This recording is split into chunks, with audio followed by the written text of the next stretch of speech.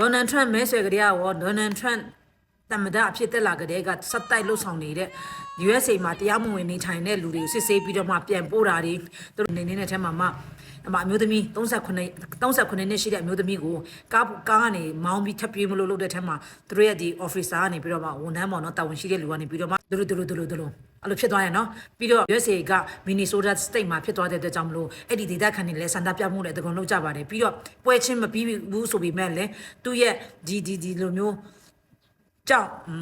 တော်တော်လေးအဲ့လိုလေးအခြေအနေဖြစ်ပြီးတော့မှအခုတော့အသက်မရှိတော့ဘူးလို့ပြောပါတယ်အသက်39နှစ်အမျိုးသမီးပါအဲဒါကြောင့်မလို့ဒီဟာတွေကိုသူတို့ရဲ့ဒေသခံတွေဆန္ဒပြတယ်ဒေါ်နယ်ထရန့်ဒီလိုလုပ်နေတဲ့ပုံမှာဒါကသူတို့ရဲ့တာဝန်ရှိတဲ့ဝန်ထမ်းတွေကနေပြီးတော့မှသတင်းဌာနတော်တော်များများဖော်ပြကြတယ်ကျွန်မကတော့ CNN ကဖော်ပြထားတဲ့ CNN ကလည်းသူတို့ဒေသခံမင်းကလေးတယောက်က